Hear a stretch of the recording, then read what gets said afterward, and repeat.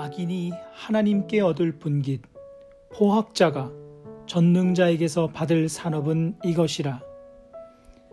욥은 이 말을 시작으로 악인들의 삶의 종국적인 모습에 대하여 이야기합니다.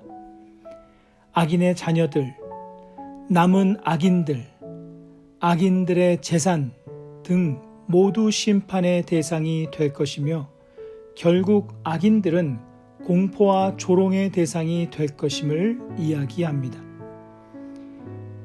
이 세상에서 경험하게 되는 아이러니 중 하나는 의로우신 하나님께서 이 세상을 다스리시는데 악인들이 활개를 치고 악인들이 형통한 모습들입니다. 이러한 모습을 볼 때면 의롭게 살기 위해 고군분투하는 이들은 참 힘이 빠지고 하나님의 다스리심에 대하여 의문을 품을 수밖에 없습니다. 악인의 형통의 모습을 욥은 이렇게 묘사합니다. 그의 자손들은 번성하고 그가 은을 티끌같이 쌓고 의복을 진흙같이 준비하며 부자로 누우려니와. 악인의 자손들이 번성하고 악인의 최후가 부자로 마감되는 모습들, 그리고 재산을 허다하게 모으는 모습들이 현실에서 보이는 악인들의 모습이었습니다. 마치 악인들이 이 세상에서 활개치며 이 세상을 다스리는 자인 것처럼 보이는 모습입니다. 그러나 욥은 그런 모습은 한시적인 것일 뿐 하나님께서는 반드시 악인들을 심판하실 것을 이야기합니다.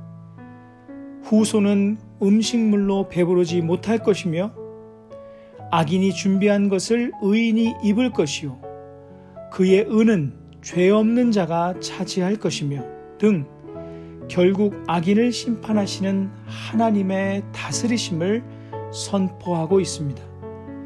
즉 악인이 이 세상 위에 다스리는 자처럼 등극하여도 결국 그 악인마저 다스리시는 분은 하나님이심을 선포하고 있는 것입니다.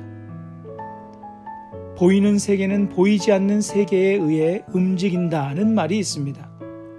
때로 이 세상은 마치 보이는 힘에 의해 움직이는 것처럼 보입니다.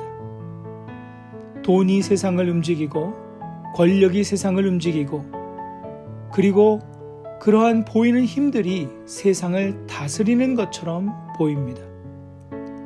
또한 보이는 상황과 환경이 나의 삶을 움직이는 것처럼 느껴질 때가 있습니다.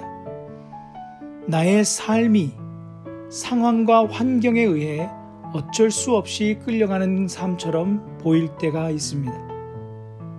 상황과 환경이 좋으면 나의 삶도 좋은 것이고 상황과 환경이 나쁘면 나의 삶도 나쁜 것입니다.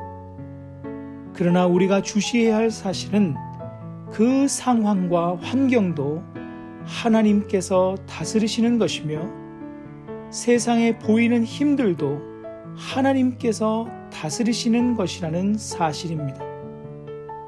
결국 세상의 모든 만물은 하나님의 다스리심을 피할 수 없으며 그렇기에 우리가 가장 집중해야 할 대상은 세상에 보이는 힘, 상황과 환경보다 오직 하나님이심을 깨달아야 합니다.